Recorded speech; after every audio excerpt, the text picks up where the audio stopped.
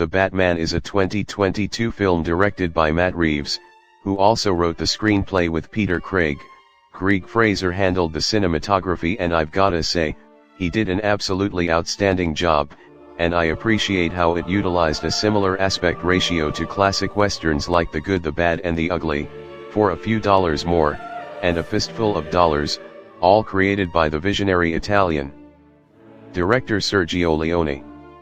The film stars Robert Pattinson as Batman, who is working with a variety of characters, including Commissioner Gordon, to take down the Riddler, played by Paul Dano, who is a serial killer targeting the city's corrupt elite. And as is the standard here, especially since this film just released not even a week ago, at the time of me writing this script, there will be no spoilers in this review. The Batman is of a differing beast than most Batman movies. This one is 2 hours and 56 minutes long, which to my knowledge makes it the longest Batman film yet. The film is more of a detective noir kind of flick, although there is definitely a fair amount of violence and action, to the point of where I wondered to myself, gee, the director probably has experience in horror movies, and gee, this sure is pushing the PG-13 rating a bit.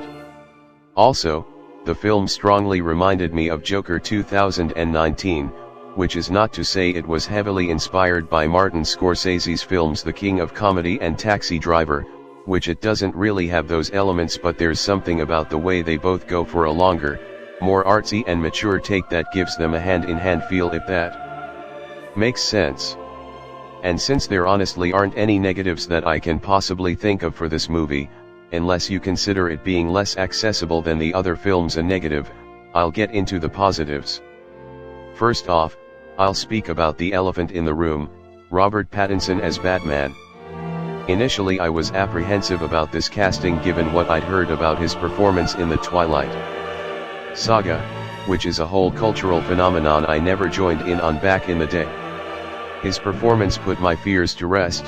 In my opinion, he played him incredibly well, and he honestly deserves a ton of praise for it.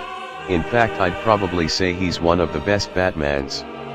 The next actor whose acting really struck me is Paul Dano as the Riddler, who plays him as a psychotic internet personality, who seems to be like a young Joe Rogan going through an anarchist phase, with a whole 5 million, wait, I added too many zeros. I mean 500 subscribers. And man, his performance is fantastic and often unnerving, even if it can come across as hokey or unintentionally comedic, which we should have seen coming given our buddy Dano here covered his head in fucking saran wrap and worked himself so much he had trouble sleeping.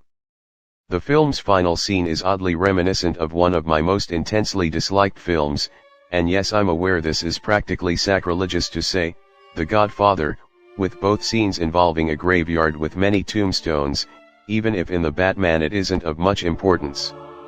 Overall, I'd say The Batman is a perfect movie, genuinely phenomenal, and is so engrossing I almost shit myself trying to sit through the near 3-hour runtime, and with that, I'd give The Batman a 10 out of 10.